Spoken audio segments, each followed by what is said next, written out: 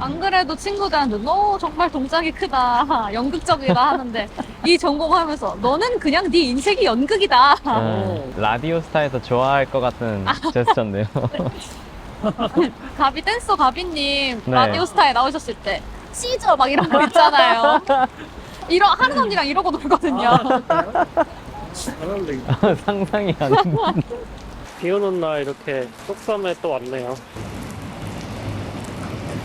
저희도 이렇게 시즌1을 오늘 만나뵐 분은 고다현님을 만나러 왔습니다. 저희가 촬영 떠날 때마다 하는 말이 종종 있는데 그날의 기분과 날씨는 이 출연자를 대변하는 하다라는 느낌을 받아요.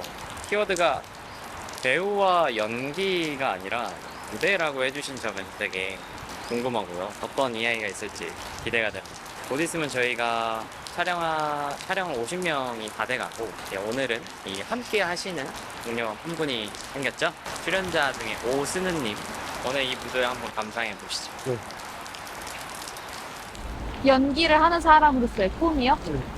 이게 생기게 된 지 얼마 안 됐거든요. 이제 1년 됐어요. 근데 이게 작년에 학교에서 연극 제작을 하면서 어떤 교수님이 관객으로 오셨는데 저한테 공연 끝나고 말씀을 해주시기를 학생으로 인해서 다현 씨로 인해서 다현 씨가 연기한 인물과 그 인물이 왜 이렇게 됐는지를 다 오롯이 느낄 수 있었다. 너무 고맙다.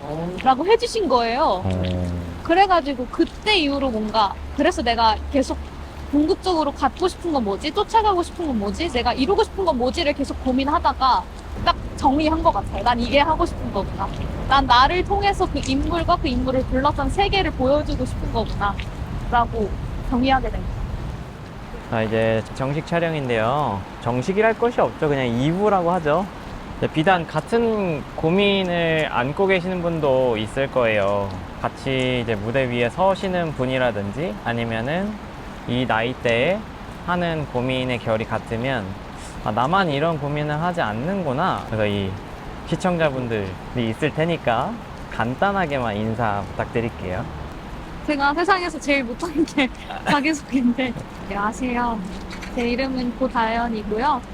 나이는 00년생 24살이고 이번에 만 나이로 바뀌면서 1살이 어려져서 23입니다. 받침이 들어가면은 20대 중반이라는 말이 있듯이 1살이 어려졌지만 여전히 20대 중반이고요. 올해 2월에 대학교를 완전히 졸업을 했고 사회로 내던져진 사회초년생이 되었습니다. 전공은 연기 전공이고요. 열심히 꿈을 향해서 오디션도 열심히 보고 연습도 열심히 하고 기회가 닿아서 공연도 하는 그런 일상들을 보내고 있습니다. 잘 부탁드립니다. 반갑습니다. 이 무대, 침대, 사랑에 얽혀있는 좀 이야기를 들려줄 수 있을까요? 무대, 침대, 사랑 이 세 가지 키워드가 약간 전부 제가 스트레스를 받고 동시에 스트레스를 해소하는 출구거든요.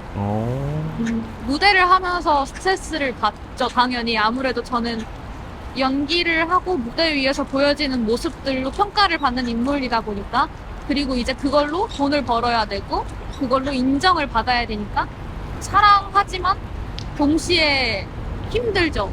무대라는 공간 자체가. 원래도 무대를 할 때 긴장을 엄청 많이 하는 편이에요. 엄청 긴장을 많이 하고 엄청 떨려하고 그러는데 작년에는 무대 공포증 때문에 좀 많이 힘들었었어요. 노래를 불러야 되는데 간주 딱 나오고 제가 첫 소절을 불러야 되는데 몸이 굳어가지고 노래가 안 되는 거예요. 그것 때문에 좀 많이 힘들어서 이제 친구들을 많이 만났죠. 그걸 좀 해소하고자. 근데 친구들하고 만나도 그들에게 내 이야기를 해도 그들이 해결해 줄 수 있는 건 없잖아요. 그러니까 너무 티적 방식이었다. 이거. 그러니까 내 얘기를 들어줄 수는 있지만 그게 언제까지고 반복될 수 있는 건 아니잖아요. 내 이야기를 함으로 인해서 그들도 스트레스를 받을 수가 있고 그러다 보니까 저는 이제 나로서 존재를 해야 되는데 내가 나 자신을 납득하지를 못하고 내가 무대 공포증이 왜 생겼는지 지금 내가 왜 이러는지에 대해서 납득 자체를 하지 못하다 보니까 거기서 오는 외로움, 공허함 그리고 이제 그런 걸 바쁘게 무대 같은 걸로 채우고 무대 하기 위해서 연습을 하고 사람들을 만나고 그러다 보니까 에너지가 엄청 소진이 되고 그거를 침대에 누워가지고 아무것도 안 하고 셧다운 시켜가지고 진짜 차단을 내려서 해소를 하고 에너지를 충전하고 하는데 그렇게 계속 누워있다 보면 또 지금 내가 이래도 되는 게 맞나? 지금 일어나서 뭐라도 해야 되지 않냐? 너 지금 계속 누워있을 시기가 맞냐? 너가 불안해서 생긴 무대공포증이면 이 불안감을 해소하기 위해서 연습을 해야 되지 않겠어? 하는 생각에 의무적으로 연습을 나가고 또 친구를 만나고 또 집에 혼자 누워가지고 아무것도 안 하고 이런 느낌이었어서 그런 맥락에서 아마 제 키워드를 무대, 침대, 사랑 그렇게 하는 것 같습니다. 사랑하지만 온전히 사랑할 수 없는 것들? 아까 말씀하셨던 그 무대에 올라가면 뭔가 적나라해지는 기분 때문에 막 공포감이 다가오나요? 그랬던 것 같아요. 뭔가 그 전까지는 무대에 올라갔을 때 관객들이 보는 시선을 덜 느끼려고 하고 안 느끼려고 했는데 그게 관객들이 주는 에너지랑은 다른 느낌으로 근데 그게 시선으로 다가오니까 그게 좀 힘들더라고요. 그냥 나를 바라봐 주는 거야. 이 공연을 보는 거야 라고 생각을 할 때는 그냥 긴장되고 끝이었는데 평가할 거고 얘가 어떤 사람인지까지 다 생각을 할 거야 라는 그런 맥락까지 제가 혼자 엄청 깊게 생각을 하게 되다 보니까 그게 막상 이제 좋지 않게 다가와서 저한테 그래서 아마 그 당시에 무대공포증으로 좀 고생을 했던 것 같아요. 뭔가 어렸을 때 그런 시선 받는 거에 대한 두려움이나 결핍 같은 게 있으셨나요? 그렇지 않았는데 무대에 올라가면 그렇게 생각이 듭니다. 어렸을 때 공연을 많이 했었어요. 유치원 때도 영어 유치원을 다녔었는데 이제 역할극. 네, 역할극 영어 뮤지컬 막 이런 거 시키잖아요. 거기서 꼭 이거 할래. 공주는 아니어도 되니까 막 미녀와 야수 같은 거. 나 마녀 할래. 마녀하고 시간이 남아. 나 늑대도 할게. 약간 이런 느낌. 그런 느낌으로다가 무대를 시선 관련해서는 무서운 게 없었는데 약간 크면서 초등학교, 중학교 지나 고등학교까지 오면서 아마 어떠한 변화들이 생겼겠죠. 앞에 나서는 거를 좋아했는데 어느 순간부터 잘 안 하게 되고 내가 뭘 했을 때 뒤에서 이런 말들이 나올 수도 있지 않을까 하는 걱정도 되고 약간 그런 것들이 겹겹이 쌓이다가 연기라는 연극, 무대, 뮤지컬 입시를 지나고 학교에서 공연을 하면서 그 무대라는 공간을 격하면서 그런 긴장감들이 생기다가 딱 그때 터진 것 같아요. 어릴 적 모습이랑 현재 모습이 많이 다르신가요? 많이 다르네요. 어떻게 좀 어렸을 때는 이것도 하고 저것도 하고 다 할래 약간 이런 느낌이었으면 지금은 살다 보면 되겠지. 아이고 있다 보면 오겠지. 근데 이건 하고 싶으니까 해볼까? 약간 이런 느낌. 어렸을 땐 조금 더 적극적이었던 것 같아요. 뭔가를 하려고 하고 쟁취를 하려고 한다거나 하고 싶은 것을 이루려고 하는 것들이 조금 더 적극적이고 조금 더 활발하고 그런 느낌? 다들 그런 것 같아요. 저 어렸을 때는 내가 남들을 평가하는 것도 되게 없고 반대로 다른 사람들이 어린아이를 되게 평가하지는 않잖아요. 그래서 그냥 나 자신으로 많이 표출을 할 수 있는 것 같은데 요즘에는 3년 전이랑 조금 더 달라진 게 SNS가 너무 활발하니까 그냥 연기를 하는 사람이 아니더라도 친구들도 맨날 평가를 하게 되고 주변에 내가 모르는 사람들도 많이 보게 되고 근데 그들은 다 자기가 원하는 모습만 보여주는 건데 사실 나는 이런 모습이 아닌데? 하고 자책도 많이 하고 근데 이게 무대로 봤을 때는 더 심했을 거예요. 다들 공감하고 있을 거예요. 근데도 이 시스템 속에 어쩔 수 없이 살아갈 수밖에 없잖아요. 다들 어쩔 수 없이 키게 되고 그렇지만 자각을 하고 있다는 게 중요하죠. 여기까지가 30분이고 와 네. 다시 한번 박수 한번 치겠습니다. 하나, 둘, 셋. 다현님이 생각하기에 자기 자신은 어떤 캐릭터로 불복할 수 있을 것 같아요? 저요?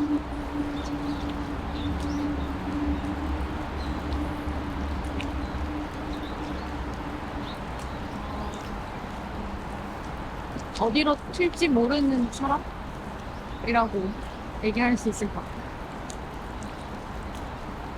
어떤 의미죠?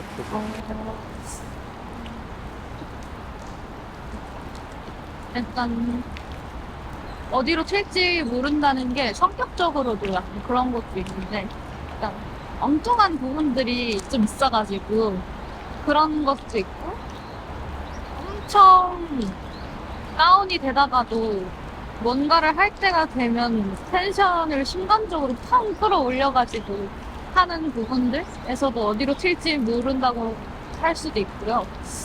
친구들이랑 어울리는 것도 정말 좋아하는데 그러다가 연락을 아예 안 하거든요. 연락을 아예 안 하고 뭐 어느 순간에는 연락을 진짜 미친 듯이 하다가 뭐해 막 전화 뭐해 돌리다가 어느 순간이 되면 아예 안 해요, 제가. 그냥 단절 하다가 또 정말 나쁜 친구네요, 저. 그런 부분들에서도 어디로 튈지 모르고 그리고 그 바닥에 놓는 거 있잖아요. 그런 것들도 좋아하거든요. 그런 부분들에 있어서 어디로 튈지 모른다? 라고 할 수 있어요. 또 그런 게 있나요? 바닥에 눕는 행위를 하는 것만큼의 엉뚱한 약간의 친구들을 웃기고자 하는 쇼 같은 건데 식당 같은 거나 아니면 문 열어줄 때 있잖아요. 굳이 발레하는 것처럼 발을 이렇게 돌려요. 그러니까 발이 원래 이렇게 돼 있으면 약간 이런 식으로 해서 춤추는 것처럼 이런 쇼들 그러다가 갑자기 친구한테 칭찬을 해줄 때 너 진짜 예쁘다 가냐 비주가 너 진짜 예쁘다 막 이런 거 있잖아요. 이런 느낌에서 어디로 튈지 다 납득하셨죠 지금? 뭔지 무슨 말씀인지 아시겠죠 네. 지금? 네. 독보적이시네요. 그러면 내가 사랑하는 나의 모습도 그런 건가요? 거기서 그 모습들을 사랑하기도 하는데 그런 모습들 중에서도 이제 남의 시선이나 눈치를 보지 않고 하는 행동들을 할 때의 저를 조금 더 사랑하죠. 뭐 예를 들어서 바닥에 눕기, 저 바닥에 눕기를 정말 좋아하거든요. 정말 큰 해방감을 줘요. 그러니까 그런 행동들을 눈치 보지 않고 했을 때의 저를 정말 좋아하는 것 같아요. 어쨌든 다른 사람을 신경 쓰지 않고 내가 나로서 존재할 수 있는 찰나의 시간이지만 소중하잖아요. 그런 것들에 있어서 그런 순간들의 저를 사랑하는 것 같아요. 모든 면을 사랑할 수는 없고. 역시 잘 알고 계시네요. 모든 면을 사랑할 수 없다. 그쵸. 다현님한테는 과거가 어떤 의미예요? 다시 돌아갈래라고 물으면 굳이? 라고 답할 것? 그러면 뭔가 급급하게 내가 미래에 뭐가 돼야 돼 라는 강박도 없으신 거예요? 있었는데 왔어요. 그 이상향이요? 그 이상향은 단기간에 절대 이뤄질 수 없는 것이라서 그냥 지금 내가 하고 있는 거를 열심히 하면 천천히 어떻게든 버티고 또 버티고 견디고 또 견디고 하다 보면 언젠가는 그게 한 뭐 10년, 20년이 걸리더라도 언젠가는 그 언저리에 있을 수 있지 않을까 하는 생각이 있어서 빠르게 무언가를 이뤄야 한다는 강박에 대해서는 조금 포기를 한 것 같아요. 근데 그럼에도 이상향을 분명히 전이 내리고 싶어서 고민 중이라고 적어주셨거든요. 안 내렸다고 생각하시는 건가요? 눈에 보이는 걸 찾고 싶은 것 같아요. 그러니까 제가 말씀드린 연기자로서의 이상향은 사실 죽을 때까지 해도 이룰 수 있을까 말까 하는 거잖아요. 근데 지금 제가 뭔가 어떠한 고민들을 가지고 뭘 이루려고 한다던가 아니면 해결을 하려고 한다? 계속 헤매고 있다라는 느낌을 받고 뭔가 어딘가에 하나 속하지 못하고 떠돌아다니고 있다는 느낌을 받는 이유 중에 하나가 눈앞에 보이는 명확한 무언가를 찾지 못해서라고 생각을 하기 때문이라고 저는 생각을 했거든요. 친한 연출 언니가 말해줬던 표현인데 별을 쫓는 사람이라고, 닿을 수 없는 별을 향해서 끊임없이 달려가는 사람, 이런 의미를 그때 저한테 얘기를 해준 적이 있었는데 아마 그러한 부분들 때문에 아마 계속 헤매는 듯한 느낌을 받고 있고, 그래서 뭔가 눈앞에 보이는 무언가를 찾고 싶어서 그때 말씀드린 그걸 찾고 있다고 말한 것 같아요. 연기 외적으로 내 삶에서 네. 되게 애매모호하네요. 왜 그걸 찾고 싶을까요? 그거에 대해서도 생각을 했었어요. 뭔가 명확하게 저를 정의 내리고 싶나 봐요. 어딘가 하나에 명확하게 속하지는 못하더라도 내가 이러한 사람이다라고 인정받고 정의 내리고 싶나 봐요. 그래서 계속 떠돌아다니는 게 아니라 어쨌든 뭔가 닻을 내려서 여기에서 이렇게 맴돌고 싶은 거지, 잣도 없이 그냥 망망대해 펼쳐져 있는 종이배처럼 떠돌아다니고 싶지는 않아서 그런 것 같아요. 그래서 작성했던 것 중에 내가 나로서 존재할 수 있고 나를 나로서 봐줄 수 있는 사람을 끊임없이 찾고 있는 이유가 아마 그거인 것 같기도 해요. 그렇네요. 굳이 사회 조직원이 정의 내리는 내가 아니라 나만 봤을 때 나로서 뭔가 가치를 인정받을 수 있는. 그걸 제일 잘할 수 있는 건 난데 내가 그걸 못하니까 아, 제가 그걸 못하니까 못하고 계속 헤매고 있고 계속 찾아다니고 있고, 그러다 보니까 자꾸 그거를 대신해서 이뤄줄 수 있는 사람을 찾고, 근데 어쨌든 그 사람도 나일 순 없고 저도 그 사람일 순 없는 거잖아요. 약간 멀리서 봤을 때는 같은 길을 걷고 있어도 가까이 가면은 평행선을 걷고 있는 것처럼, 그러다 보니까 온전히 나를 나로서 받아줄 수 있는 타인은 존재하지 않는데 그거를 찾고 있는 것에서의 헤맴이랑 내가 나를 온전히 품어줄 수 있는 건 나밖에 없다는 걸 아는데 그걸 못해서 헤매는 거랑 이렇게 충돌을 해가지고 아마 그런 고민들이 계속 생기는 것 같아요. 연기자로서 말고 사람으로서 어떤 사람이었으면 좋겠어요, 여기를. 사람으로서요. 약간 도로 표지판에 꽂힌 이유가 이거예요. 약간 이정표? 이정표라는 워딩보다는 없으면 안 되잖아요. 길을 갈 때 안 보이는 것도 아니고 그냥 지나칠 수는 있지만 계속 마주하게 되잖아요. 그런 사람이었으면 좋겠어요. 뭔가 확연해지는 것 같아요. 내가 걸어온 길이, 내 고유의 길이 확연해지는 순간 그 정도로 딱 확실하게 이런 사람이다. 부모님 설득도 되게 궁금해요. 아, 그거 진짜 다이나믹해요. 공부를 굉장히 중요시하는 동네에서 자라와가지고 한창 이제 애들 막 학원, 과외 막 이런 거 다니는데 저는 갑자기 예체능 하고 싶다 그러니까 수능 성적도 나쁘지 않게 나왔던 애가 왜 갑자기 난리냐.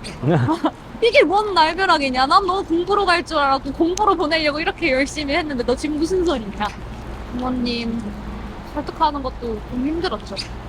그래서 말씀을 안 드리고 학원 상담을 갔었어요. 그때 학원에 가서 냅다 여쭤봤던 게 그 입시 때 했던 선생님이 저 입시하면서 그리고 대학 합격하고 나서도 계속 말씀하시던 거였는데, 얘가 이 학원 처음 와서 했던 게 뭔지 아냐, 했던 말이 뭔지 아냐, 학원 커리큘럼이 어떻게 되어 였다. 그러니까 제가 제일 처음에 가가지고 앉아가지고 여쭤봤던 게 이 학원 커리큘럼이 어떻게 돼요? 였던 거예요. 그걸 알아야지 제가 이제 엄마 아빠를 설득을 할 수가 있으니까 몰래 가가지고 그런 거 막 설명 듣고 뭐 이렇게 막 말씀을 드리기도 하고 문제집 던지고 찢고 아주 다이나믹한 설득 과정이 있었죠. 퍼포먼스를 했네요. 네. 뭐가 그렇게 끌어당겼어요? 그렇게 할 정도로 확신이 있고. 자유로움이랑 해방감을 느껴서 그랬던 것 같아요. 어렸을 때 그 기억들에서.